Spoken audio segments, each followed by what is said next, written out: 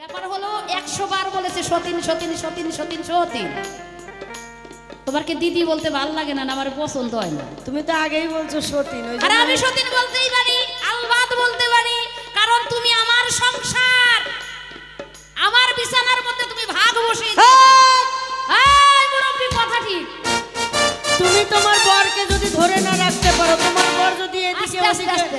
উকি ঝুঁকি মারে, তার দোষ কি? আমার আবার তোমার বর এদিকে ওদিকে উকি ঝুঁকি মেরে আমাকে বিয়ে করেছে।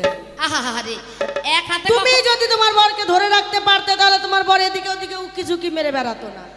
আচ্ছা, আমার বর যদি উকি ঝুঁকি মারে তুমি দেখলে এটা কি করে বলো? আমার বিয়ের পরে তো আর উকি ঝুঁকি মারেন নাই, মানে কৈকির বিয়ের পরে দশরথ রাজা কিন্তু আর বিয়ে করে নাই। আরে দাঁড়াও, বিয়ে আমি সঠিক, তুমি ভুল। হ্যাঁ, মেয়েদের কিন্তু একটা ধর্ম আছে, বুঝলেন কি মা? প্রয়োজন পড়লে নিজের বরকে কুপিয়ে কুচি কুচি কুচি কুচি করে কেটে 7টা শিয়ালকে দিয়ে ভাগা দিয়ে খাওয়াবে, তাও সতীনের হাতে তুলে দেবে না, তাই না? মেয়েদের কিন্তু এটা ধর্ম। কি বললাম? স্বামীকে কুপিয়ে কেটে কুচি কুচি কুচি কুচি করে ভাগা দিয়ে 7টা শিয়াল দিয়ে খাওয়াবে, তাও সতীনের হাতে তুলে দেবে না। ঘরের বউ যদি ঠিক হয়, তাহলে স্বামী আবার পরের ঘরে যাবে? অতই সহজ? হ্যাঁ, অত সহজ? আমি একাই হাড় খাবো, মাংস খাবো, চামড়া দিয়ে ডুকডুকি বাজাবো, তাও অন্য মেয়ের দিকে আর চোখে তাকাতে দিব না। কিন্তু ছেলেদের খুব মজা, যেই ছেলেরা 2টো করে বিয়ে করে তাদের খুব মজা। 2টো বিয়ে করার লাভ আছে, এটা ছেলেদের পক্ষে। হ্যাঁ, তবে মেয়েরা তো আর 2টো স্বামী নিয়ে ঘর করতে পারে না। কিন্তু এখন কি হয়েছে বলেন তো? এই কলি যুগে দেখতে পাই, ঘরে বউ আছে জেনে শুনেও আবার মেয়েগুলো ওই বিয়ালা ছেলেগুলোর সাথে যায়। হ্যাঁ, কি রাগ করলে?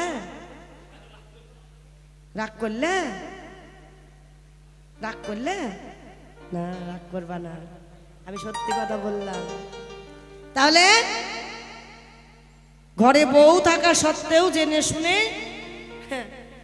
ওই পরের স্বামী নিয়ে টানাটানি করার স্বভাব হয়ে গেছে এই কলিযুগের মেয়েগুলা, বউগুলা।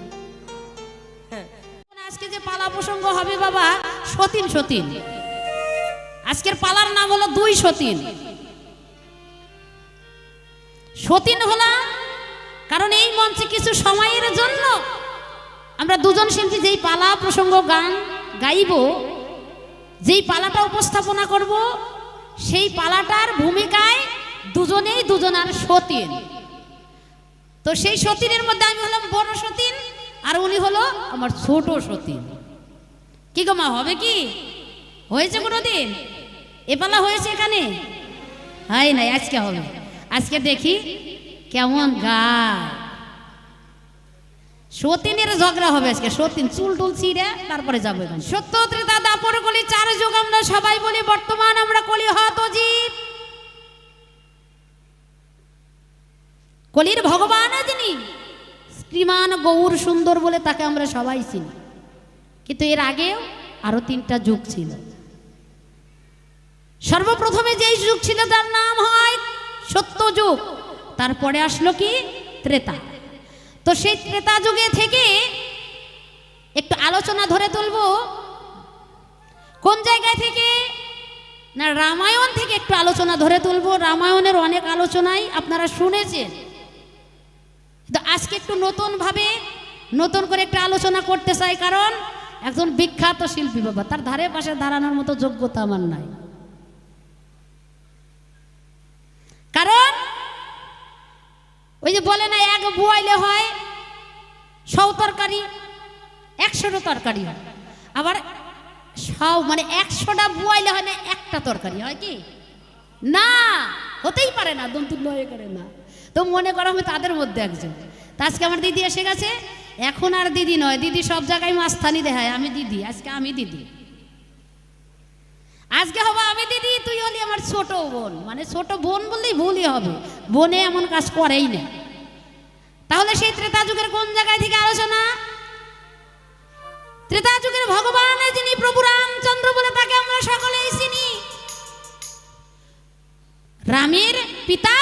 রাজা দশরথ সবাই মানে। তাহলে রাজা দশরথ যিনি অযোধ্যার রাজা, রাজা দশরথের তিনজন রানী ছিলেন।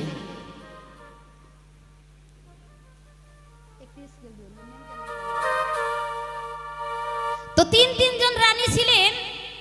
এই তিনজন রানী কেন হয়েছে? কারণ রাজা দশরথ একটা পুত্রের জন্য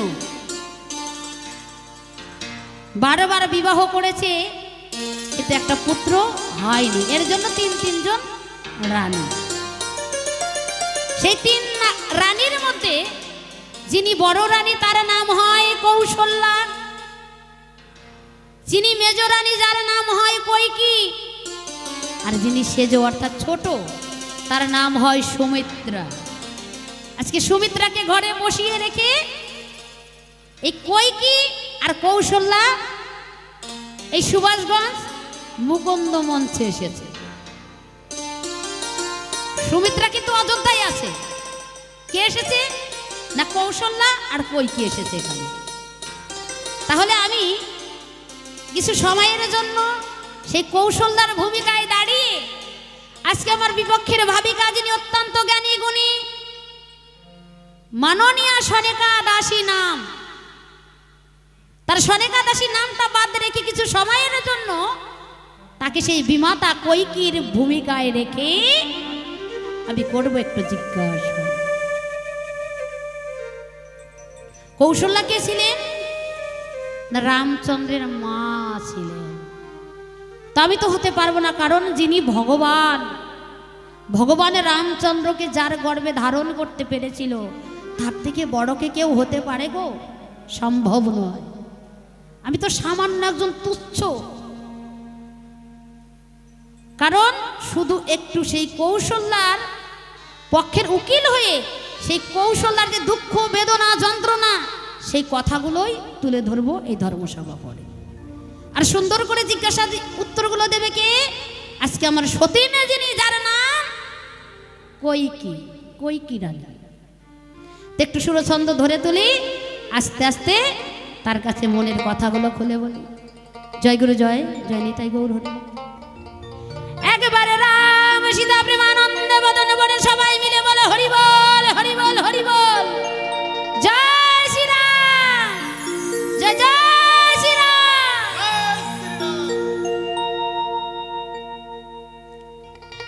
তো একটু সুরছন্দ ধরে তুলে যা বসে যাও।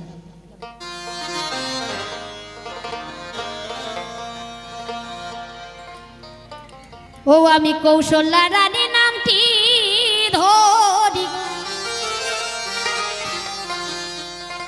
এ কবির কল্পনা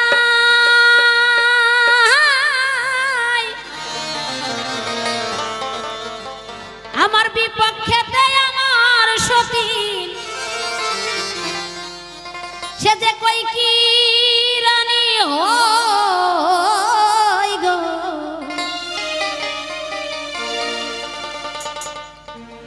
আমি রামের মাতা কৌশল্যা হইলাম গো। একবার হরি বল, হরি বল, হরি বল, হরি বল।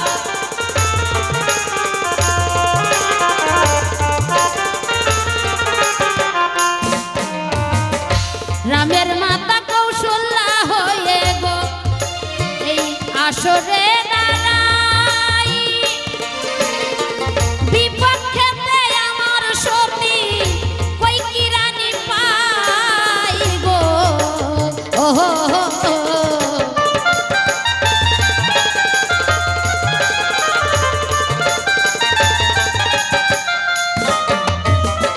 ভূমিকাতে রামের মাতা কৌশল্যা হয়ে এ আসরে দাঁড়ায়। আজকে আমার বিপক্ষেতে আছে না যিনি কইকি রানী হয়। কি জিজ্ঞাসা? আমরা ছিলাম তিনজন রানী রাজা দশরথের, তাই তিনজন রানীকে কিন্তু রাজা কম ভালোবাসে নাই।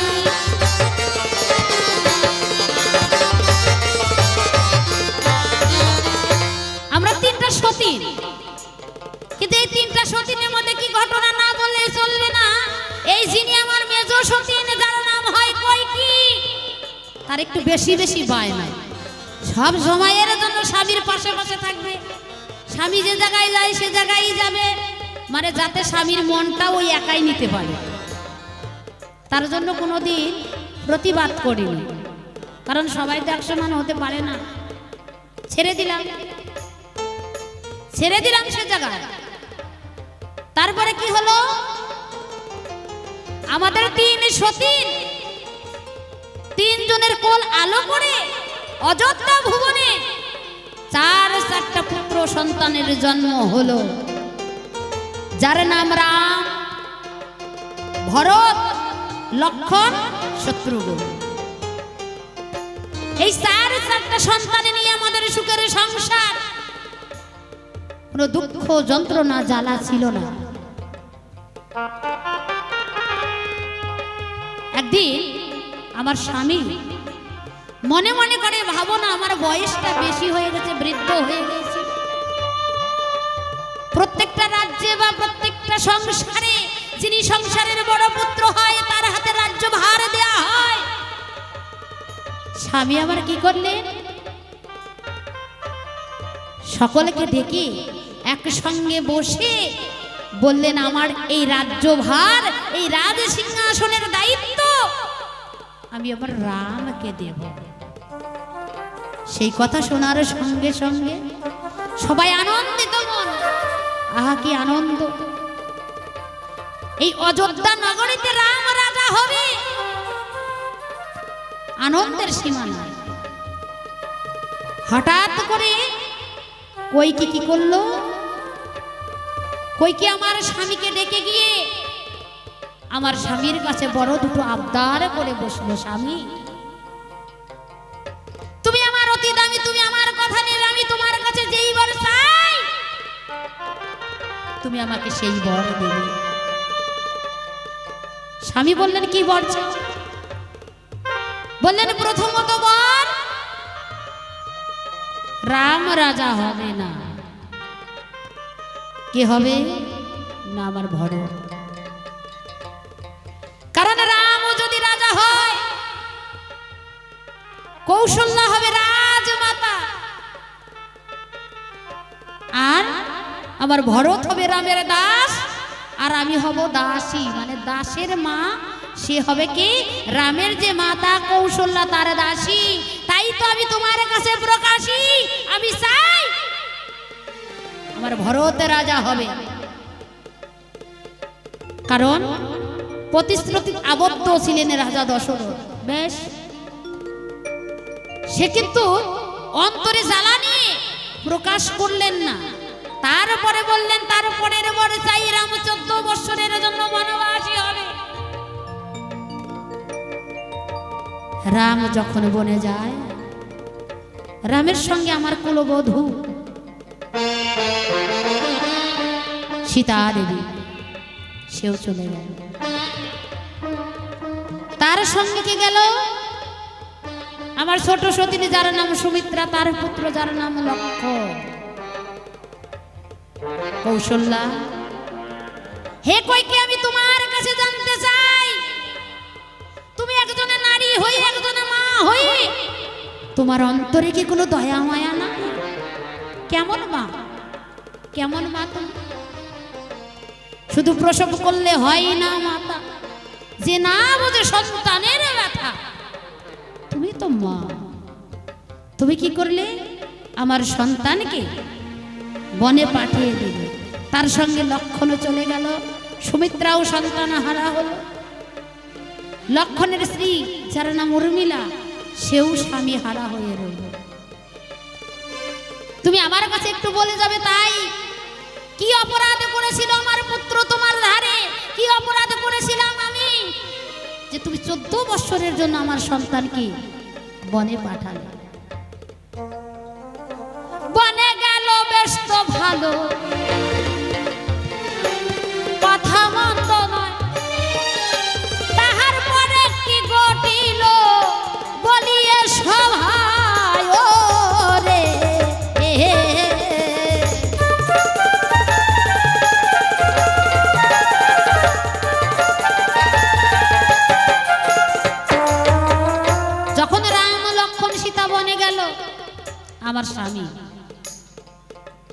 পুত্র সঙ্গে তার প্রাণ বিয়োগ হল। পৃথিবীতে একজন নারীর কাছে স্বামীর ভালোবাসা থেকে বেশি কিছু হয় না। আমরা প্রত্যেকটা নারী যখন বাবার ঘরে থাকি, বাবা মায় আমাদের প্রিয়জন, আপনজন, তাদেরকে ছেড়ে স্বামীর হাত ধরে যখন স্বামীর সংসারে আসি, সবচেয়ে প্রিয়জন, সবচেয়ে দামি বস্তু স্বামী। তুমি কি করলে? ছলনা করে আমার পুত্রকে বনে পাঠালে, পুত্র সঙ্গে আমার স্বামী প্রাণ ত্যাগ করল, আমার হাতের শাখা শীতের সুদূর চলে গেল। কি তোমার কি মায়া হয়? আজ তোমার জন্য আমি স্বামী হারা হলাম, আজ তোমার জন্য আমার পুত্র হারা হলাম। তুমি আমার কাছে খাটি খাটি বলে যাবে, তাই কি অপরাধ করেছিল আমার রাম তোমার ওই পা? আমার রাম যদি আসতো সবার আগে তোমাকে মা মা বলে ডাকতো, তোমাকে বেশি ভালোবাসতো। আমি তো জানতে পারিনি যে তোমার মধ্যে এত কুটিলতা, তোমার মধ্যে এত হিংসা। তোমাকে উপরে দেখতে তো বেশ সুন্দর মনে হয়, তুমি একজন মায়াদারী, তুমি একজন দয়াময়ী মা। আসলে তো সেটা নয়। শিশুবেলায় রাম যখন কান্না করত, যখন কেউ কান্না থামাতে পারতো না, তোমার কোলে যখন দিতাম, আমার রাম আর কান্না করতো না, কান্না ছেড়ে হাসতো, খেলতো। এক বিন্দু কি তোমার মায়া হলো না সন্তানের জন্য? একজন প্রতিবেশীর সন্তান যদি বনে যায়, যদি কোথাও দুর্ঘটনা ঘটে যায়, আমরা সবাই কত শোক পাই, কত কষ্ট পাই। যেমন আমাদের মধ্যে একজন বিশিষ্ট ব্যক্তি যার নাম বিভূতিভূষণ সন্ন্যাসী, সে আজ আমাদেরকে সকলকে ছেড়ে এই পৃথিবীর মায়া ত্যাগ করে চলে গিয়েছে। যে যায় সে আর আসে না। তাই তো তোমার কি একটু দয়া মায়া নেই? তুমি কি কারণে, কেন আমার সন্তানকে এভাবে বনে পাঠালে? তোমার কাছে এইটুকুই জিজ্ঞাসা রইল।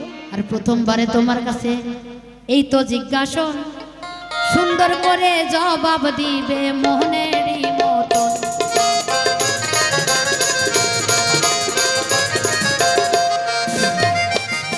এর চেয়ে বেশি বলা মোটে ইচ্ছা নয়, আমার মতো ভাব আমি ছেড়ে যেতে চাই। এইবারেতে আসর মাঝে কই কি আসিয়া সুন্দর করে দিবে জবাব সকলকে বুঝাইয়া। আরে দেখিয়ে শেষে কোন বা ভাবে, কোন বা কথা কয়, কেমন করে দেয় গো যে তার ভাবের পরিচয়।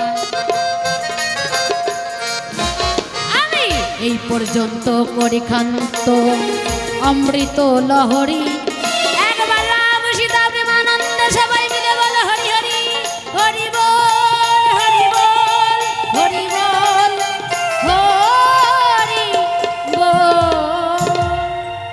শুনি কেমন জবাব দেয়। আসলে আমি জানি অবশ্যই সুন্দর ভালো করবে। শুরু করব তরজার পালা।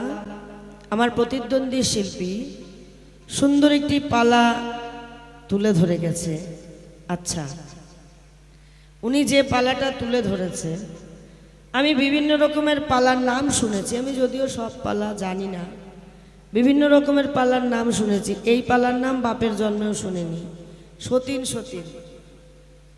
হ্যাঁ, আচ্ছা, মেয়েদের কিন্তু একটা ধর্ম আছে, বুঝলেন কি মা? প্রয়োজন পড়লে নিজের বরকে কুপিয়ে কুচি কুচি কুচি কুচি করে কেটে 7টা শিয়ালকে দিয়ে ভাগা দিয়ে খাওয়াবে, তাও সতীনের হাতে তুলে দেবে না, তাই না? মেয়েদের কিন্তু একটা ধর্ম। কি বললাম?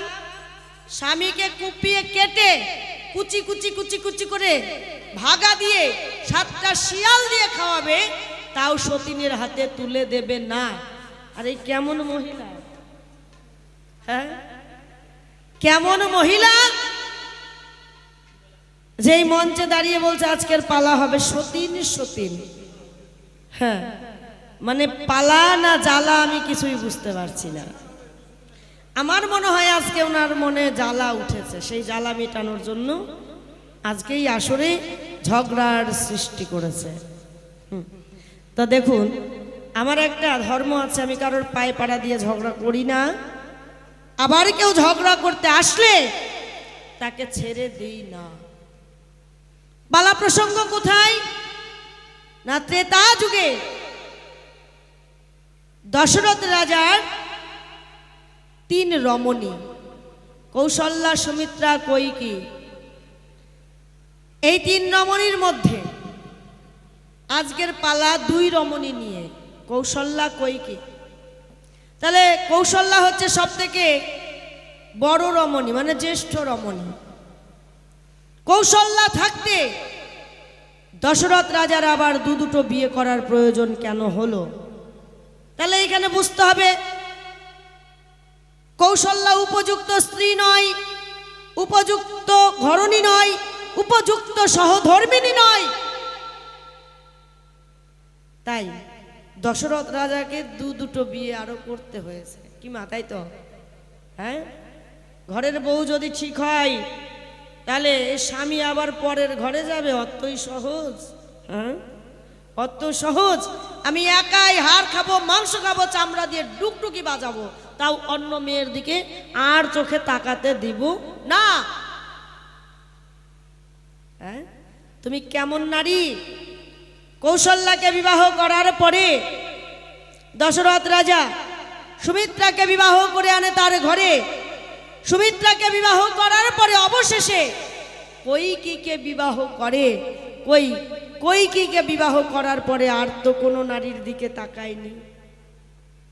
হ্যাঁ, কৈকেয়ী হলো দশরথ রাজার কনিষ্ঠ রমণী। কৈকেয়ীর পরে কি আর কাউকে বিবাহ করেছে? করেনি। তার মানে একমাত্র কৈকেয়ী ছিল দশরথ রাজার উপযুক্ত রমণী, যার জন্য কৈকেয়ীকে বিবাহ করার পরে দশরথ রাজার আর বিবাহের প্রয়োজন ছিল না। বলে গেছে ধর্মসভায়, আমার পুত্র রাম আর কৈকেয়ীর পুত্র হচ্ছে ভরত, সুমিত্রার পুত্র লক্ষণ আর শত্রুঘ্ন। দশরথ রাজা করেছে ঘোষণা, রাম হবে রাজা। বড় ছেলে রাজ্য পায়, এটাই আইনে দাঁড়ায় নাকি? কিন্তু কৈকেয়ীর কুমন্ত্রণায় কি হলো না, রামকে বনবাসে যেতে হলো। 14 বৎসরের জন্য বনবাসে যেতে হলো। কেন 14 বৎসরের জন্য বনবাসে যেতে হলো? আর লক্ষণকেই বা কেন বনবাসে নিয়ে গেল? হ্যাঁ, বেশ, তোমার সকল কথার জবাব দেব, চিন্তার কোনো কারণ নাই।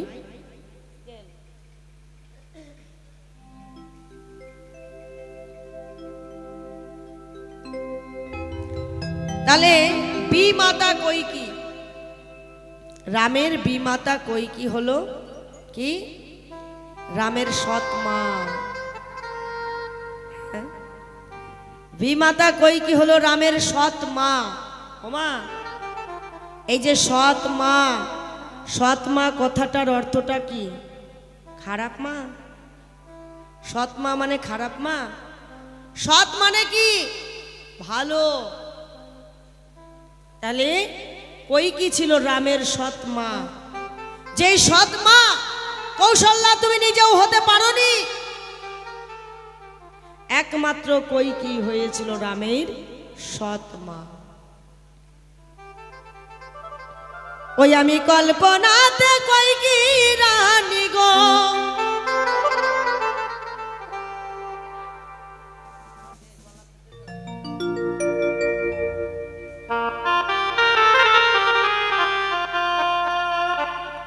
বলিয়ে ধর্মসভায়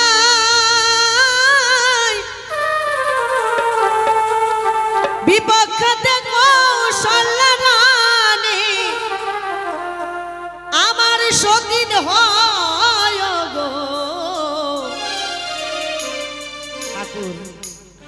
করে দিও। আসরে কিছুক্ষণের জন্য বলছি আমার সতীন, তুমি এটা সত্যি করো না ঠাকুর। হ্যাঁ, সত্যি সত্যি সতীন চাই না আমি, আসরের জন্য কিছুক্ষণের জন্য। এই যে সতীন, হ্যাঁ, এর বাইরে যেন আর না হয়, কারণ সতীনের ঘর করা খুব দায়, সতীনের ঘর করা যায় না। হ্যাঁ, কিন্তু ছেলেদের খুব মজা, যেই ছেলেরা দুটো করে বিয়ে করে তাদের খুব মজা। আমাদের বাড়ির পাশের এক ঘটনা, মাইকম্যান দাদা শোনেন, মন দিয়ে শোনেন। আমাদের বাড়ির পাশের এক দাদা বিয়ে করেছে দুটো, বুঝলেন। আগে এক বাড়িতেই দুই বউ ছিল, চুলাচুলি লাগে যখন, তখন পাড়ার মানুষ জানে যে বাপরে ওই বাড়িতে দুই বউয়ের লাগছে চুল ছিঁড়াছিড়ি। তাই দাদা কি করেছে, দুই বউকে দুই বাড়িতে ভাড়া রেখেছে। এইবার যখন বড় বউয়ের বাড়িতে থাকে, বড় বউ যদি একটু তেরিবেরি করে, বড় বউকে বলে এই যদি বেশি তেরিবেরি করিস ছোটকির বাড়ি চলে যাব।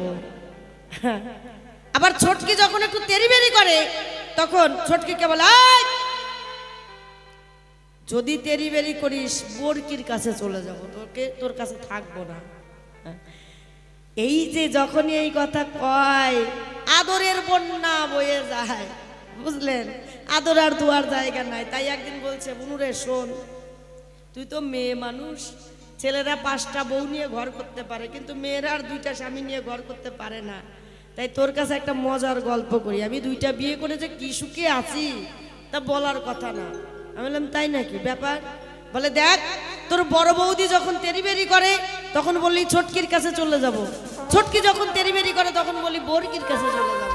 এইবার দুইজনে ভয়ে এত ভালোবাসা দেয়, এত আদর করে, এত ভালো মন্দ খাওয়ায়, আদরের বন্যা বয়ে যায়। 2টো বিয়ে করার লাভ আছে, এটা ছেলেদের পক্ষে। হ্যাঁ, তবে মেয়েরা তো আর 2টো স্বামী নিয়ে ঘর করতে পারে না।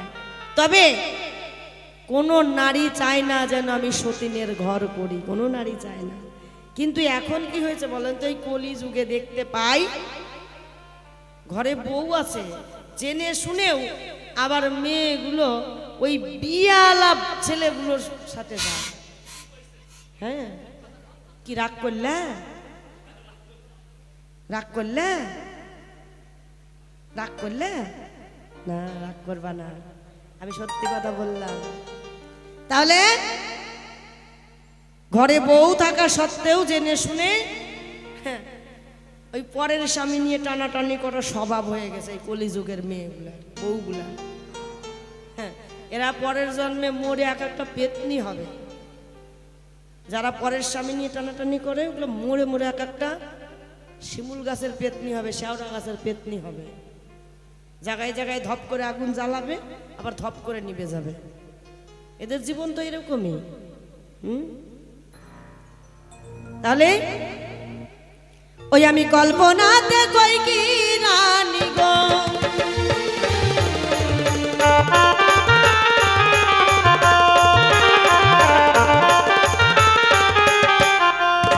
বলি এ ধর্ম সভা বিপক্ষেতে কৌশল রানী আমার সতীন হয় গো, কল্পনাতে কই কি রানী গো, আমি কল্পনাতে কই কি রানী গো।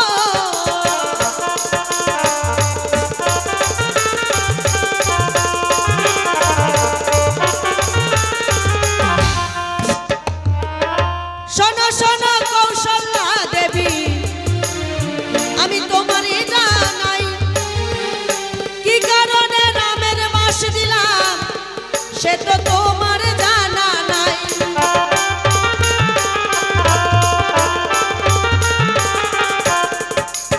কি কারণে রামের বনবাস দিয়েছি তুমি জানো না? কারণ তুমি রামকে গর্ভে ধারণ করতে পারো, রামের সৎ মা হতে পারোনি তুমি, সৎ মা হওয়ার ক্ষমতা তোমার নাই।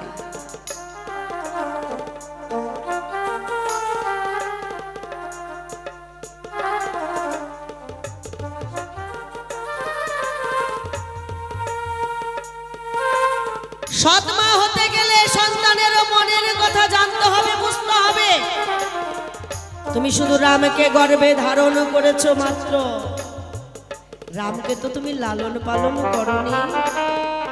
রামকে লালন পালন করেছি আমি। তুমি নিজেও জানো না যে তুমি গর্ভে কাকে ধারণ করেছিলে? হ্যাঁ? পূর্ণ ব্রহ্ম রামচন্দ্র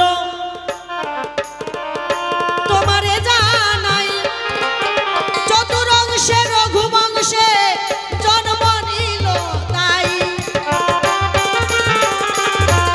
জয় জয় জয় শ্রীরাম। পূর্ণ ব্রহ্ম রঘুবংশে চতুরংশে জন্ম নিয়েছে। তুমি জানো না নিজেও যে তুমি কাকে গর্ভে ধারণ করেছো।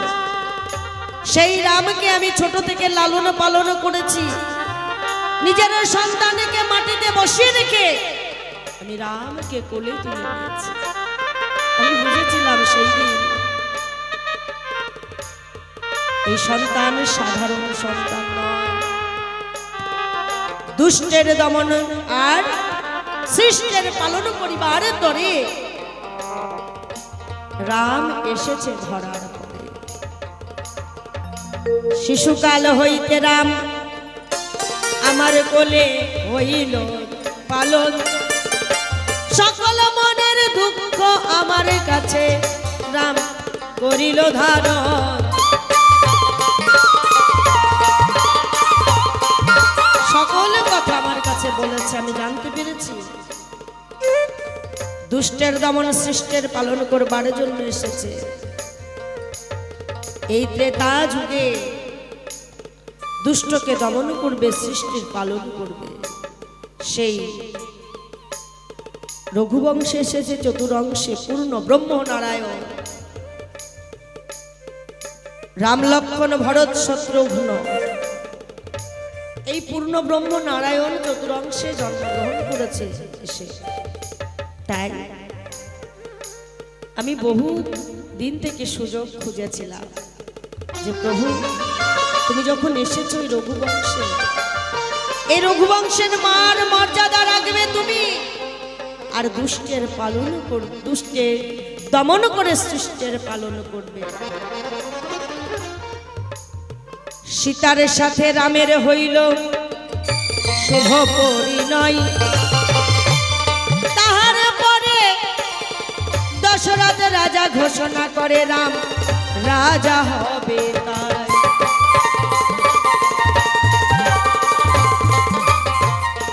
আমি মনে মনে করলাম ভাবনা, রাম যদি এখন অযোধ্যার রাজা হয় তাহলে তো দুষ্টের দমন হবে না।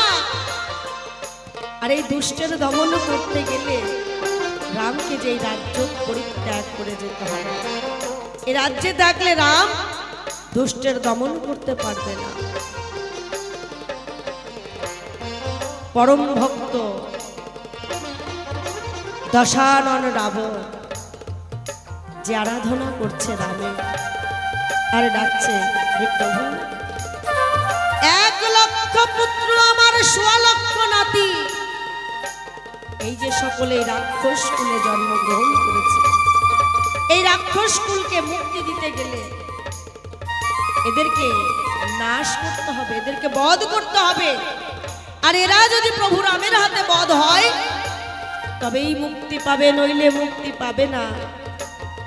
তাই অপেক্ষায় বসে রয়েছে রাবণ আর ডাকছে প্রভুকে, যে প্রভু তুমি এসো, তোমার হাতে যেন হয় এই রাক্ষস বংশের মরণ। আর এই রাক্ষস বংশের মরণ এর একমাত্র মা সীতা হবে কারো। এই মা সীতাকে উদ্দেশ্য করে এই রাক্ষস বংশ মুক্তি পাবে। আমি মনে মনে ভেবেছিলাম তাই, রাম যদি রাজ্যে বসে তাহলে রাক্ষস বংশ উদ্ধার হবে না, আমি তোমারে জানাই।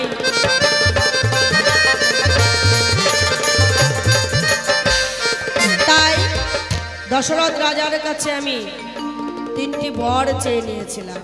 কি না, এক বরে রামকে 14 বৎসরের জন্য বনবাসে যেতে হবে। দ্বিতীয়বারে ভরত এই রাজ্যের রাজা হবে। তৃতীয়বারে রাম এই রাজ্য ছেড়েই চলে যাবে। 14 বৎসরের মধ্যে যেন রামের মুখ না দেখতে পায়। দশরথ রাজা ভেঙে পড়েছে। আর কইকির এই কঠোর বাক্য দশরথ রাজাকে মেনে নিতে বাধ্য হতে হয়েছে। কারণ দশরথ রাজার হয়েছিল একবার পচন রোগ। দেহের মাংস পচে গলে গলে পড়ে যাচ্ছে। কত কবিরাজ মন্ত্রী দলে দলে আসে আর সকলেই চলে যায়, কিন্তু দশরথ রাজার দেহের পচন রোগ কোনো কিছুতেই ভালো নাহি হয়।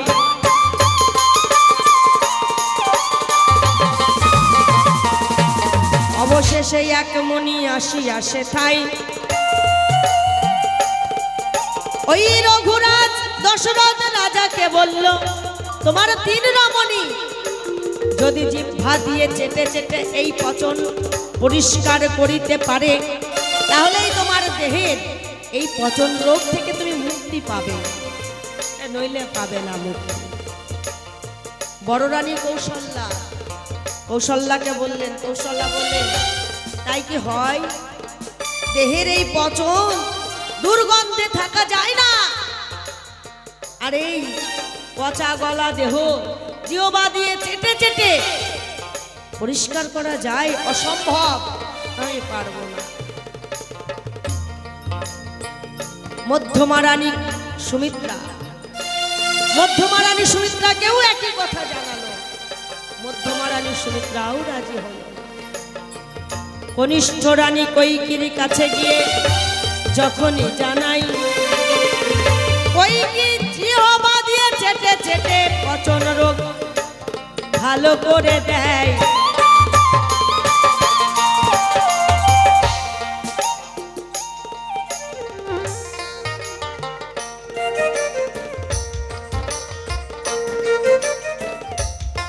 কইকি কি করলেন? জিহ্বা দিয়ে দশরথ রাজার এই দেহে পচা গলা মাংস পরিষ্কার করে দিল।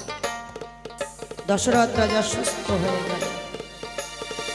বললেন, কইকি, আজ আমি বুঝতে পারলাম আমায় কে কতটুকু ভালোবেসেছে। তাই তুমি যে আমায় কতটা ভালোবেসেছো তার প্রমাণ তুমি দিলে। তাই তুমি যা চাইবে আমি তোমায় তাই দেব। কইকি বলেছিলেন, স্বামী, এই পৃথিবীতে স্বামীর চেয়ে দামি কিছু নেই। তাই পৃথিবীতে কোনো কিছু যদি দামি থাকে আমার কাছে, সেই দামি বস্তুটি হলে তুমি। তাই তোমার কাছে তুমি যা আমায় উপহার দিতে চাও আমি রেখে দিলাম।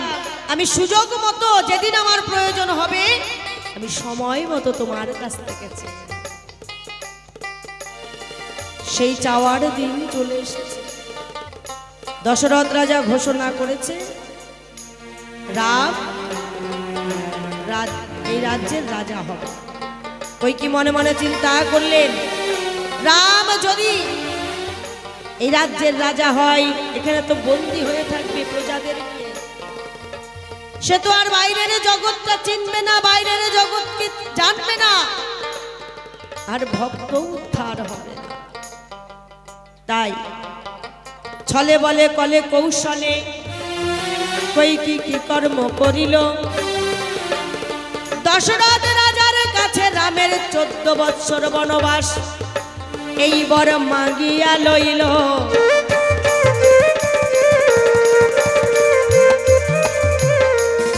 রাজ্যের সবাই কইকিকে ভুল বুঝলো। সবাই মনে মনে ভাবলো কইকি সৎ মা, তাই সৎ ছেলের সঙ্গে এমন কর্ম করলো। কিন্তু প্রকৃত মা ছিল কইকি। কইকি রামকে এই জগৎ থেকে চিনাতে চেয়েছে, জানাতে চেয়েছে, জগৎকে উদ্ধার করার একমাত্র পথ বের করে দিয়েছে। তাহলে 14 বৎসরের জন্য কেন হলো বনবাস? একটু করতে হবে প্রকাশ। রাবণ পুত্র ইন্দ্রজিৎ মেঘের আড়ালে রয়, মেঘনাদ যার নাম যোগ শাস্ত্রে প্রমাণ রয়। এই ইন্দ্রজিৎ ধ্যান যোগে বর পাইল, অমর বর সে নাকি অমর হইল।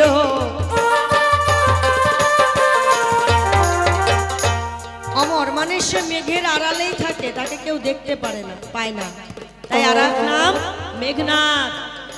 এই রাবণ পুত্র মেঘনাদ কি করেন? যখনই যুদ্ধ লাগে ওই মেঘের আড়াল থেকে যুদ্ধ করে।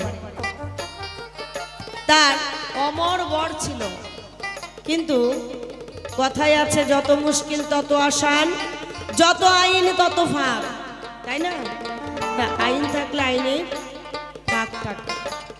ঠিক তেমন অমর বর যতই দিক আগেকার দিনে, মানে সেই যুগে দেবতারা অমর বর দিত, তার মধ্যে একটু চালাকি করে না।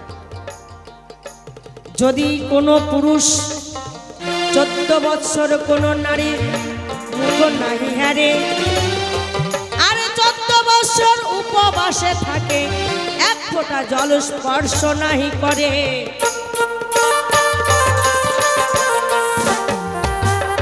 যে পুরুষ 14 বৎসর কোনো নারীর মুখ দর্শন করবে না, আর আহার করবে না, নিদ্রায় যাবে না, একমাত্র সেই মহাবীর পুরুষ ওই ইন্দ্রজিৎকে বধ করতে পারবে, নইলে কেউ পারবে না।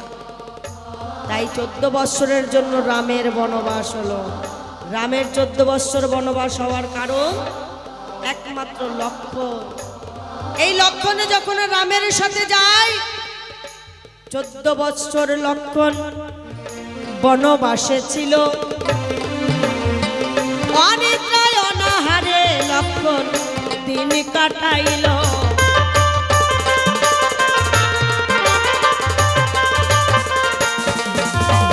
ঘরে তার রমণী উর্মিলাকে রেখে গেল বনবাস দাদার সঙ্গে, আর মা জানকী সীতা, এই সীতার বদনের দিকে লক্ষণ কোনোদিন তাকায়নি, শুধু চরণের দিকে তাকাতো, আর মাতৃজ্ঞানে চরণ পুজো করত।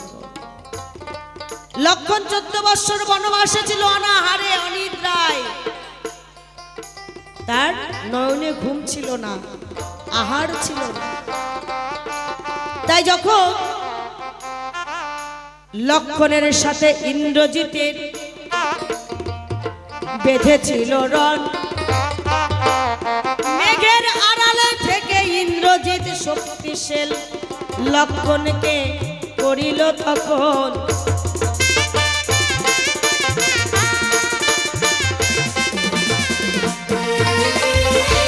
লক্ষণের সঙ্গে ইন্দ্রজিতের রণ বাঁধল, যুদ্ধ। এই যুদ্ধে মেঘের আড়াল থেকে ইন্দ্রজিৎ কি করলো না, লক্ষণকে শক্তিশাল বাণ মারল।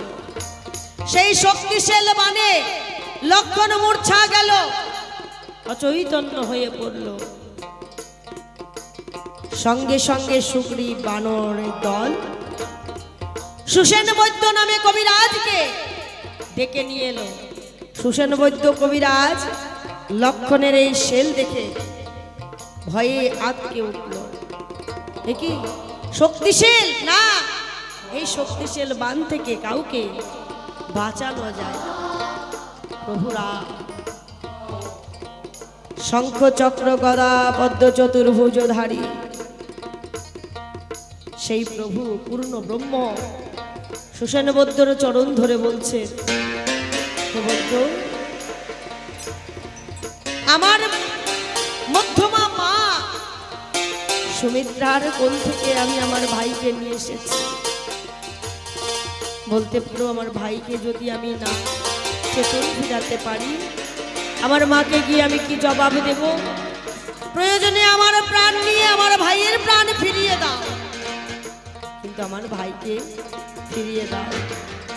সুসেন বৈদ্য বললেন, এই শক্তিশাল বান থেকে লক্ষণকে পুনরায় জীবিত করা যাবে, কিন্তু সেই এক কঠিন কর্ম, এই কর্ম কেউ করতে পারবে না। পবনপুত্র হনুমান বললেন, কি করতে হবে আপনি শুধু আমায় বলুন, আমি চেষ্টা করে দেখি।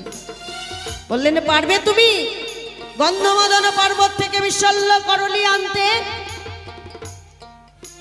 কিন্তু এই যে উঠি উঠি সূর্য, নিশি প্রভাত হয়ে আসছে, সূর্য উঠে আসবে, এই সূর্য যদি উদিত হয় তাহলে লক্ষণের প্রাণ বাঁচানো হবে। তাই সূর্য ওঠার আগেই তোমায় বিশল্য করলি আনতে হবে গন্ধমদন পর্বত থেকে। 7 সমুদ্র 13 নদীর ওপারে গন্ধমদন পর্বত, সেই গন্ধমদন পর্বত বিশল্য করলির গাছ। এত কম সময়ে তুমি আনতে পারবে? পবনপুত্র হনুমান বললেন, চেষ্টা করেই দেখি। ঠিক সেই সময় হনুমান কি করলেন? বিশাল আকার দেহ ধারণ করলেন। বিশাল আকার দেহ ধারণ করে 7 সমুদ্র 13 নদী পার হয়ে যখন ওই গন্ধমদন পর্বতে যাবে, এমন সময় ওই সমুদ্রের মাঝে ছিল এক রাক্ষসী, যার নাম সিংহিকা রাক্ষসী। এই সিংহিকা রাক্ষসী সমুদ্র থেকে উদিত হয়ে বললেন, তুমি মহাবীর পুরুষ, তোমার এই যে এত বড় দেহ, এই দেহের আকার দেখে আমি মুগ্ধ, আমি তোমায় বিবাহ করতে চাই, তুমি আমায় বিবাহ করো। হনুমান বললেন, তুমি আমার পথ ছেড়ে দাও, তুমি আমার পথ ছাড়ো, আমায় এমন ভাবে বিরক্ত করো না। রাক্ষসী বললেন, ও তুমি আমার কথা শুনবে না? রাক্ষসী কি করলেন? হাঁ করে হনুমানকে গিলে নিলেন। হনুমান রাক্ষসীর পেটের মধ্যে ঢুকে গেল। রাক্ষসীর পেটের মধ্যে ঢুকে হনুমান নড়াচড়া শুরু করেছে, আর দেহের আকার বাড়াতে শুরু করেছে। দেহের যখন আকার বাড়ায়, ওই নড়াচড়া করতে করতে হনুমানের দেহের এক ফোঁটা ঘাম সিংহিকা রাক্ষসীর গর্ভের মধ্যে পড়ে যায়।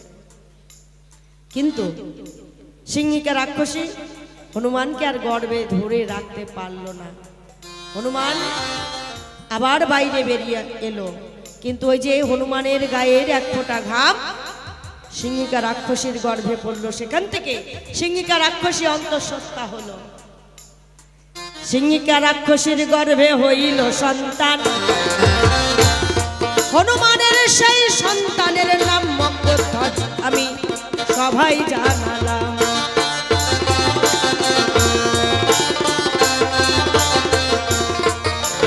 তাহলে সন্তান যদি হনুমানের হয়, সিংহিকা রাক্ষসীর গর্ভে হয়েছে সন্তান হিসাবে সন্তানের মা হনুমানের বউ হয়। এক জায়গা থেকে কত জায়গায় ছড়াচ্ছে দেখেন। এইদিকে হনুমান কি করেছে? সূর্য উঠে উঠে আসছে, সূর্য উদিত হয়ে গেলে আর ঠাকুর লক্ষণকে বাঁচানো যাবে না, তাই উঠি উঠি সূর্যটাকে বগলের নিচে চেপে রেখে দিয়েছে। এইবার চললেন গন্ধমদন পর্বতে বিশল্য করলি আনতে। বিশল্য করলির গাছ খুঁজে পাচ্ছে না, চিনতে পারছে না, তাই সম্পূর্ণ পর্বতটাকেই তুলে এনে সুসেন বৈদ্যর সম্মুখে ধরে দিলেন। সুসেন বৈদ্য তাড়াতাড়ি করে ওই পর্বত থেকে বিশল্য করলি তুলে নিয়ে বিশল্য করলির রস লক্ষণের ক্ষতস্থানে দেওয়া মাত্রই লক্ষণ সুস্থ হয়ে উঠল। কিন্তু ওই যে শক্তিশাল বাণ, ওই শক্তিশালকে এখন কোথায় ফেলবে? শক্তিশালকে তো লক্ষণের বুক থেকে তুললো, শক্তিশালকে ফেলবে কোথায়? ফেলার কোনো জায়গা পাচ্ছে না, ভূমিতে ফেলতে যাচ্ছে। ভূমি করো জোরে মিনতি করে বলছে, আমার বক্ষে এই শক্তিশাল দিও না। গঙ্গার বক্ষে ফেলতে যায়, গঙ্গা করো জোরে কয়, আমি এই শক্তিশালে যন্ত্রণা সইতে পারবো না, আমার বক্ষে দিও না। তাহলে এই শক্তিশাল কোথায় ফেলা যায়? শক্তিশালকে 3টি খণ্ডে খণ্ডিত করল। এই শক্তিশালকে তিনটি খণ্ডে খণ্ডিত করে প্রথম খণ্ড দিল সন্তান হারা পিতা মাতার বক্ষে। দেখবেন বাংলাদেশের একটি গান আছে না, আমার মায়ের কান্দন যাবদ জীবন, তাই না? 2-4 দিন ভাই বোনের কান্দন।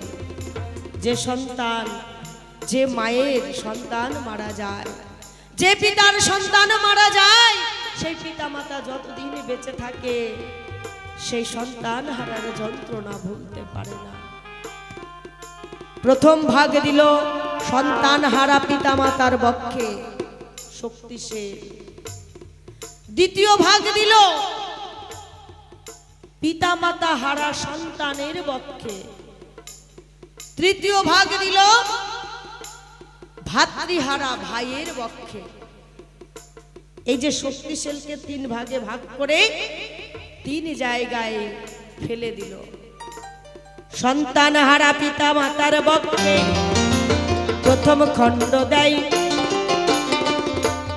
আর পিতা মাতা হারা সন্তানের বক্ষে দ্বিতীয় খণ্ড দেয়। তৃতীয় খণ্ড শক্তিশালবান ভাতৃহারা ভাইয়ের বুকে। এই তো শক্তিশালী 3 জায়গায় পড়ে বলি সবার মুখে। পুনরায় লক্ষণ আবার জীবন ফিরিয়া পাইল, ইন্দ্রজিতের সাথে আবার লক্ষণের যুদ্ধ বাঁধিল। লক্ষণের হাতে ইন্দ্রজিতের হইল মরণ। লক্ষণের হাতে মরণ হইয়া ইন্দ্রজিৎ মুক্তি পাইল তখন। রাম লক্ষণ প্রীতে একবার হরিমাল হরিমাল হরিমাল। এই কারণে রাম লক্ষণের 14 বৎসরের জন্য বনবাস হইল। শোনো শোনো ও গো সতীন, তোমায় বলি ভালো।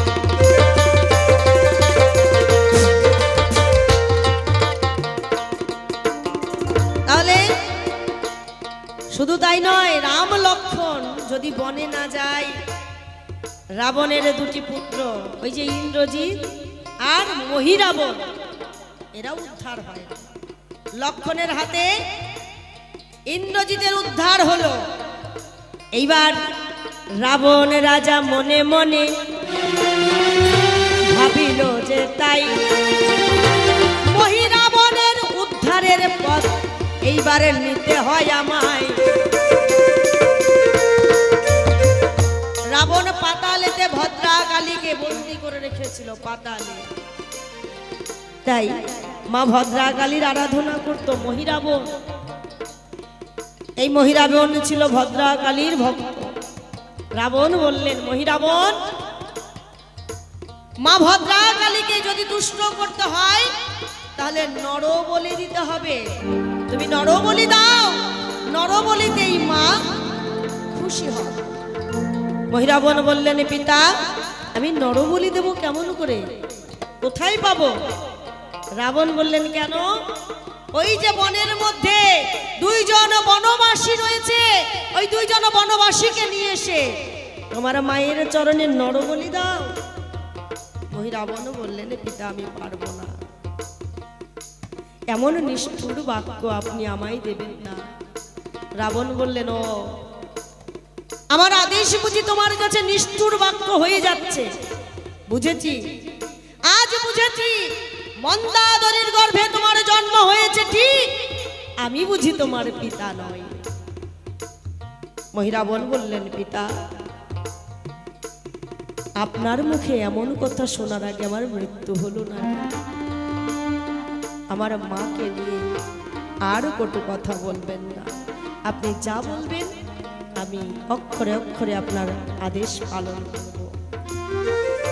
মহিরাবণ রাম লক্ষণকে করিল হরণ। ওই পাতালেতে রাম লক্ষণকে মহিরাবণ নিল গো যখন।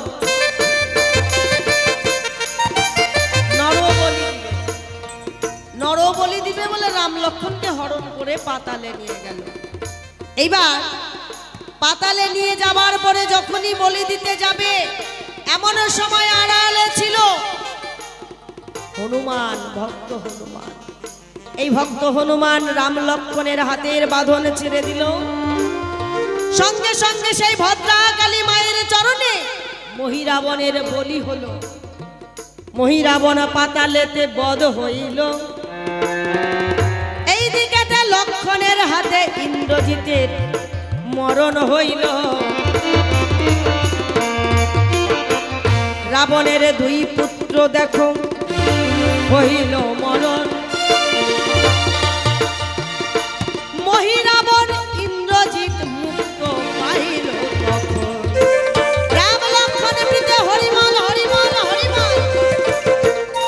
তাহলে 14 বৎসরের জন্য কেন বনবাস দেওয়া হলো বোঝা গেল। এইবার বাকি রইল সীতা। সীতাকেও কেন বনবাসে দেওয়া হলো? আমি তো সীতাকে বনবাসে যেতে বলিনি। সীতা কি বললেন? স্বামী যেখানে থাকে স্ত্রীরও সেখানেই থাকা উচিত।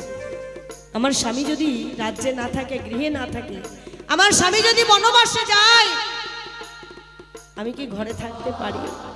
তাই স্বামীর সাথে আমিও যাব। সেটা তো নয়। মূল উদ্দেশ্য ছিল সীতারও তো মনে মনে ছিল কথা গোপন। সীতা লঙ্কায় যাবে, রাবণ বধ হইবে তখন। সীতা লঙ্কায় না গেলে রাবণ বধ হবে না।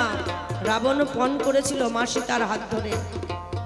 মা সীতা বৈষ্ণব সেবারে যেদিন করিল আয়োজন, বেছে বেছে রাবণ রাজাকে রাম করিল নিমন্ত্রণ। কারণ একজন বৈষ্ণব লাগবে, পরম বৈষ্ণব। যে বৈষ্ণব ত্রিসন্ধ্যা গায়ত্রী জপ না করে এক ফোঁটা জলস্পর্শ করে না, এমন একজন বৈষ্ণবের প্রয়োজন। তাই রাম কি করলেন না, রাবণকে নিমন্ত্রণ করলেন। রাবণের সেই দিন মা সীতার হাতটি ধরে বলেছিল, ও মা, তুই যদি আমার স্বর্ণ লঙ্কায় না যাস, আমার এই স্বর্ণ লঙ্কা রাক্ষস কুল থেকে মুক্তি পাবে না। মা তুই আমায় কথা দে, 1 লক্ষ পুত্র আমার, 1.25 লক্ষ নাতি, অবশেষে থাকে না যেন বংশে দিতে বাতি। 1 লক্ষ পুত্র আমার, 1.25 লক্ষ নাতি, অবশেষে থাকে না যেন বংশে দিতে বাতি। ও মা কথা দে, আমার এই রাক্ষস বংশ ধ্বংস হবে, এর কারণ হবি তুই। তুই আমার স্বর্ণ লঙ্কায় যাবি, আর তোর সঙ্গে প্রভু যাবে। প্রভুর হাতে যদি সকলের হয় মরণ, তবেই তারা মুক্তি পাবে। ও মা, সকলেই গোলকে করবে গমন। মা সীতা কথা দিয়েছিল, বেশ আমি যাব, আমি যাব। তাই সেই কথা রাখার জন্য মা সীতাও কি করলেন, স্বামীর হাত ধরিয়া বনবাসী হইল যখন। শোনো শোনো গো সতীর, তোমায় বলি গো এখন। তুমি তো আমায় সতীন সতীন মনে করো, কিন্তু আমি তো তোমায় বড় দিদির মতো ভালোবাসি। তাই তোমার সন্তানকে নিজের সন্তান মনে করে আমি লালন পালন করেছি, তার মনের সব কথা জেনেছি, তার সকল ইচ্ছে আমি পূরণ করবার চেষ্টা করেছি। এবার তুমি বলে গেছো, রাম যখনই রাজ্য ছেড়ে চলে যায়, তার 2.5 দিন পরেই দশরথ রাজার মৃত্যু হয়। হারাম হারাম করে। তার জন্য নাকি কইকে রানী দায়ী না? তোমার হয়তো জানা নাই, দশরথ রাজার অভিশাপ ছিল। অন্ধমণির পুত্র সিন্ধমণিকে দশরথ রাজা বধ করেছিল। সেই কারণে অন্ধমণি দশরথ রাজাকে পুত্র শোকের অভিশাপ দিয়েছিল। দশরথ রাজা সেই পুত্র শোকের অভিশাপে হেসে উঠেছিল, অট্টহাসি হেসেছিল। অন্ধমণি বললেন কি, আমি অভিশাপ দিলাম আর তুমি অট্টহাসি হাসলে। রাজা বললেন, অট্টহাসি হাসবো না? যে নিঃসন্তান, যার কোনো সন্তান নেই, সে নাকি পুত্র শোকে মারা যাবে। সেদিন অন্ধমণি ওই অভিশাপের মধ্যেই আশীর্বাদ করেছিল, আর একটি ফুল দিয়েছিল। এই ফুল নিয়ে গিয়ে তুমি যজ্ঞ করবে, আর সেই যজ্ঞ থেকে যে চড়ু উঠবে, সেই চড়ু তোমার 3 রানীকে পান করাবে। চড়ু পান করার পরে তোমার 3 রানী অন্তঃসত্ত্বা হবে, তাদের গর্ভে সন্তান হবে, আর সেই সন্তান শোকে একদিন তুমি মারা যাবে। তাহলে এখানে কৈকির মানে দোষটা কোথায় আপনারা বলেন? কৈকির দোষ আছে কি অমিয়দা? আছে? একেবারেই নাই। রাগ করলেন? হ্যাঁ, রাগ করলেন? তাহলে কৈকির কোনো দোষই নাই। হ্যাঁ, কি বলেন তো? মানে যে যখন মানে রাজ্য পায় কিনা, সে মনে করে মুই কি হনুরে। উনি প্রথমে মঞ্চে দাঁড়িয়েছে, যত দোষ একেবারে কৈকির ঘাড়ের ওপরে চাপিয়ে দিয়ে গেছে। কিন্তু সঠিকভাবে যদি বিচার করা যায়, আর দোষীর মুখেও যদি ঠিকমতো কথা শোনা যায়, দেখা যায় দোষীর কোনো দোষই নাই, তাই না? তাই এই তো তোমার কথার জবাব, কথাই মিটে গেল। রাম সীতা প্রেমানন্দে হরি হরি বলো, হরি বল, হরি বল, হরি বল, হরি বল।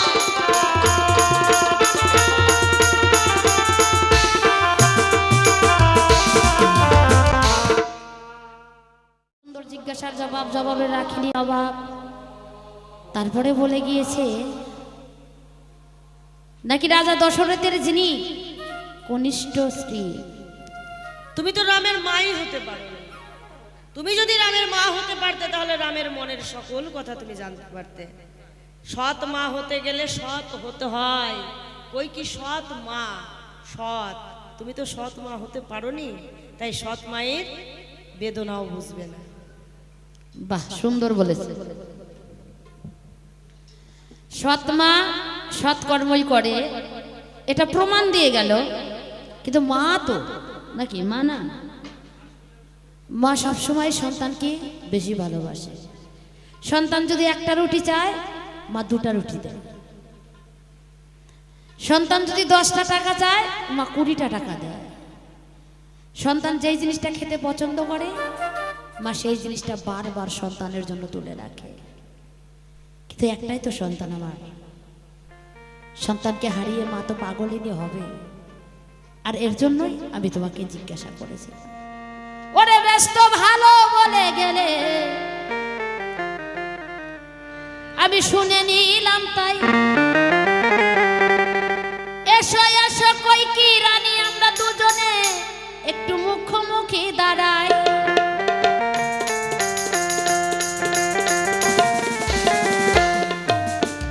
সব জায়গায় তো আমারই দোষ দিয়ে গেলে ভালো।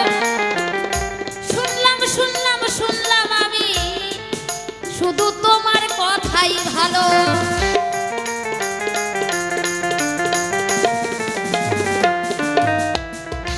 রাম লক্ষ্মণ সীতা যখন বনে চলে যায়, বনে থেকে সীতা দেখো রাবণ হরণ করেই না। রাম রাবণের যুদ্ধ হলো, কথা মিথ্যা নয়। সেইখানে কিন্তু কিছু কথা বলার বটেই নয়।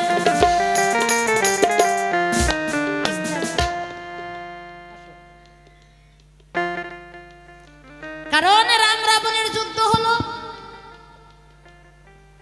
যুদ্ধ সমাপ্ত হলো, রাম সীতা লক্ষ্মণ অযোধ্যায় আসলো।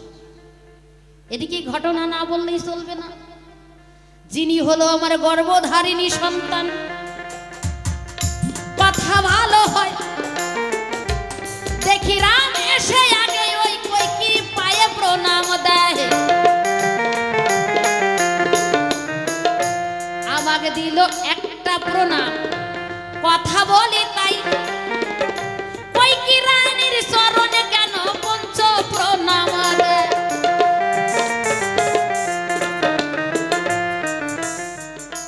আমার মনে হিংসা নাই মা, বুঝলেন? হ্যাঁ, দেখবেন বড় সতীনেরা ছোট সতীনেদের দেখতে পারে না, কিন্তু আমার এমন মনে বিয়াদব হিংসা। সতীন দ্বারা আমি ওই জন্য তোমাকেই বললাম তুমি আগে নাও। ব্যাপার হলো 100 বার বলেছে সতীন সতীন সতীন সতীন সতীন।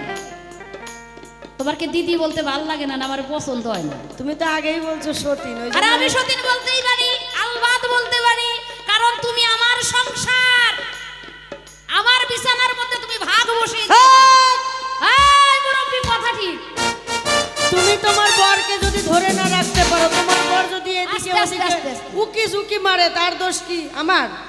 আবার তোমার বর এদিকে ওদিকে উকি ঝুঁকি মেরে আমাকে বিয়ে করেছে। আহারে এক হাতে তুমি যদি তোমার বরকে ধরে রাখতে পারতে, তাহলে তোমার বর এদিকে ওদিকে উকি ঝুঁকি মেরে বেড়াতো না। আচ্ছা আমার বর যদি উকি ঝুঁকি মারে তুমি দেখলে এটা কি করে বলো? আমার বিয়ের পরে তো আর উকি ঝুঁকি মারেন নাই, মানে কৈকির বিয়ের পরে দশরথ রাজা কিন্তু আর বিয়ে করে নাই। আরে দাঁড়াও, বিয়ে তাহলে আমি সঠিক, তুমি ভুল। হ্যাঁ, কারণে ব্যাপার হলো দশরথ রাজা এই কারণেই বিবাহ করেছিল বারবার, একটা সন্তানের প্রয়োজন ছিল তার, কিন্তু তুমিও তো সেই সন্তানটা আগে দিতে পারোনি যেমন ভাবে আমি দিয়েছি। একসাথেই তো হয়েছে। হ্যাঁ, তাইলে তুমি বেশিটা কোন জায়গায় যাও দিলে? টাকা দিবেন, নিয়ে আসো। আমার আবার অত হিংসা নাই।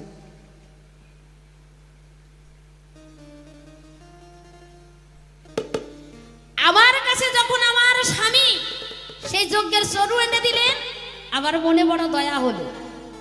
সতীন হলেও তো বোনের মতো, তাই না? বোনের মতো না কি কথা কাও ঠিক কিনা? বোনের মতো তো, মানে বোন। আমি ভালোবেসে যদি ওনাকে না দিতাম, ওনার গর্ভে কিন্তু ওই ভরতের জন্ম হতো না, আর ভরত যদি জন্ম না দিত এত যুদ্ধই হতো না।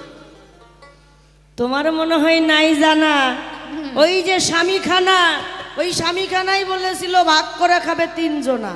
হ্যাঁ, এই চরু ভাগ করে খাবে 3 জনা, তাই 3 জনা ভাগ করে খেয়েছি।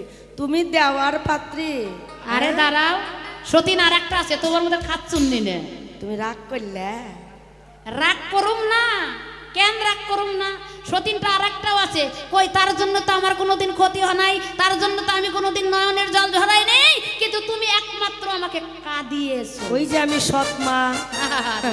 কই কি তো রামের সৎ মা হতে পারে নাই? সুমিত্রা রামের সৎ মা হতে পারে নাই, সৎ মা হয়েছে একমাত্র কৈকে। আমি তো সৎ মা, তাই রামের মনের বাসনা পূর্ণ করবার জন্য রামকে একটু বাইরে ছেড়ে দিলাম ভালো, 14 ভালো। বৎসরের জন্য। ভালো কথা। কেন বলো পঞ্চ প্রণাম বলিবে আসরে, পঞ্চ প্রণাম দেওয়ার কি বা কারণ বলো আমারে। একবার রাম সীতার প্রণামে হরি বল, হরি বল, হরি বল।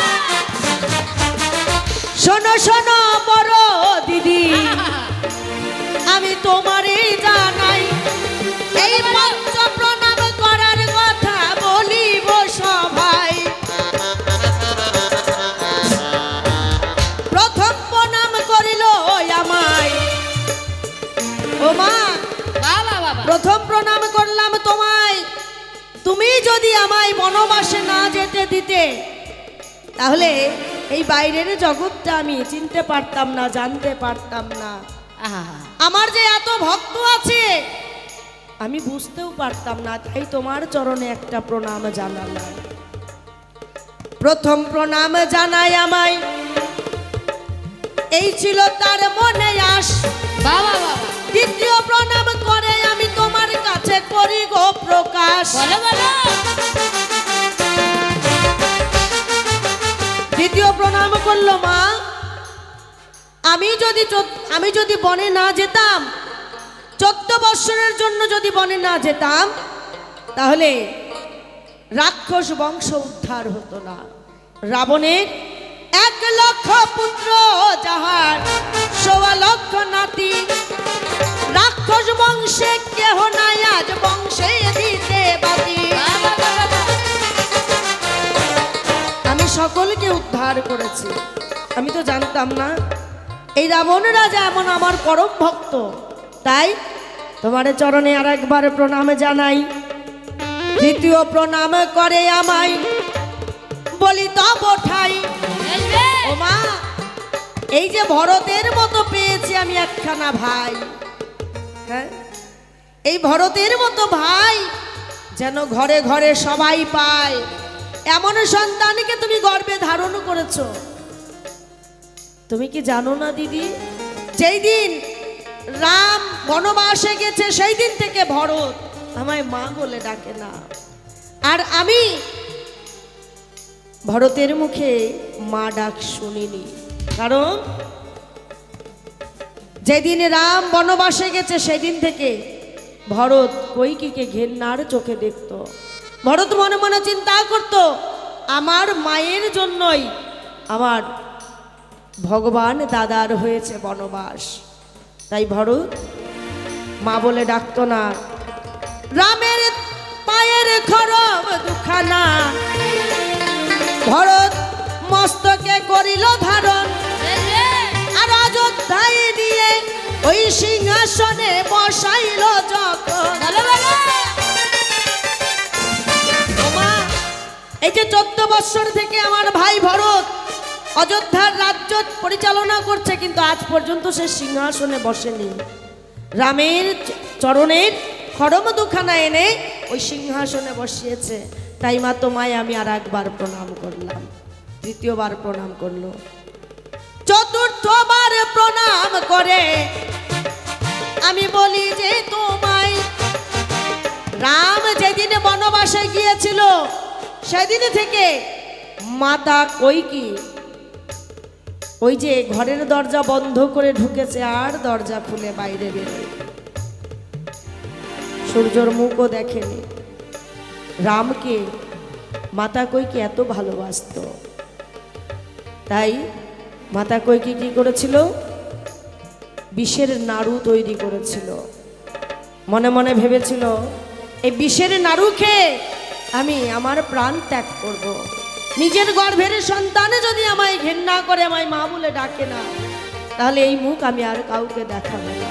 কিন্তু রামকে এক নজর দেখবার জন্য মাতা কৈকেয়ী হচ্ছে বসেছিল, কবে আমার রাম ফিরে আসবেই, আর রামের বদনখানা আমি কবে দর্শন করব, এই অপেক্ষায় বসেছিল মাতা কৈকেয়ী।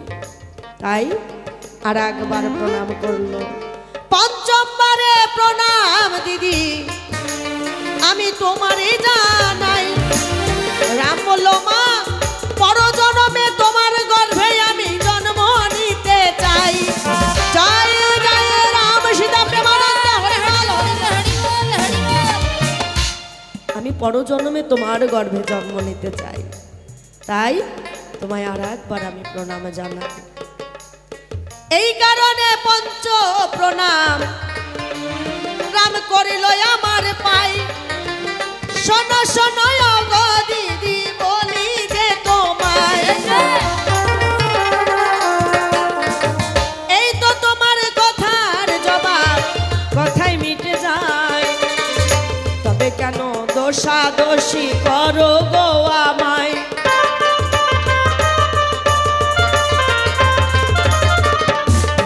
তাহলে তুমি কেমন মা? 14 বৎসর পরে তোমার সন্তান ফিরে এলো ঘরে, আগে তোমার গৃহে না গিয়ে আগে গেল আমার ঘরে। হ্যাঁ, আগে আস্তে আস্তে আস্তে আস্তে মা হলো মাটি, আর মাটিটা যদি ভালো হয় সেই মাটির ফসলটা ভালো হয়, সোজা হয়ে গেড়ে যাবে, তাও মচকাবে না। তুমি যতই ডায়লগ দেওয়ার যাই বলো না কেন, ওই রামের জন্ম কোথায় হয়েছিল না, কৌশল্যার গর্ভে। তাহলে যেমন মা তেমন সন্তান। তাহলে তুমি মা ভালো, তোমার সন্তান ভালো, আর আমার গর্ভ ভালো ছিল বলেও আমার রাম ভালো, তাই তো এত কিছুর পরে তোমাকে পঞ্চকন্যা। বেশ বলেছ, ভালো ভালো কথা মিথ্যা নয়, তবে কেন দোষাদোষী আমরা করি গো সদাই।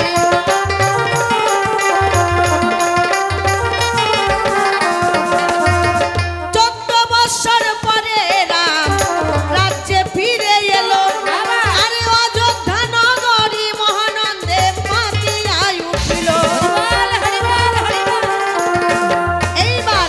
পুত্র কোলে পাইয়া আমরা আনন্দিত মন, আমরা রাজ্যে সদাই সর্বদাই এখন গাইব রামের গুণগান। জয় শ্রীরাম, জয় জয় শ্রীরাম, জয় শ্রীরাম। জয় জয় রঘুপতি রাঘব রাজা রাম, পতিত পাবন সীতারাম। জয় জয় রঘুপতি রাঘব রাজা রাম, পতিত পাবন সীতারাম। জয় জয় রঘুপতি রাঘব রাজা রাম, পতিত পাবন সীতারাম।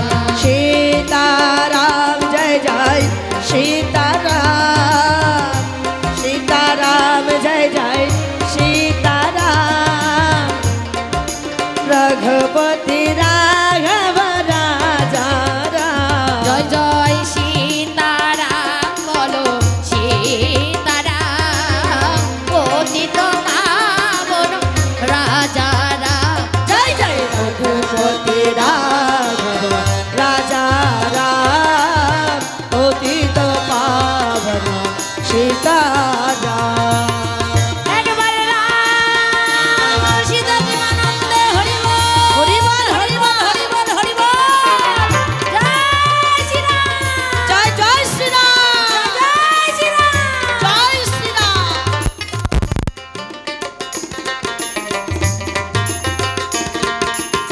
ঈশ্বরে আল্লাহ হে ভগবান, सबको सुमति दे भगवान। আর ঈশ্বর আল্লাহ হে ভগবান, সবকে সুমতি দে ভগবান। ईश्वर अल्लाह हे भगवान, सबको सुमति दे भगवान। আর ঈশ্বর আল্লাহ ভগবান, সবকে সুমতি দে ভগবান। जय जय रघुपति राघव राजा राम, पतित पावन सीताराम। जय जय रघुपति राघव राजा राम, पतित पावन सीताराम। जय जय रघुपति राघव राजा राम, पतित पावन সীতারাম। আমাদের 200 দিনের পালা এখানে সমাপ্ত করলাম।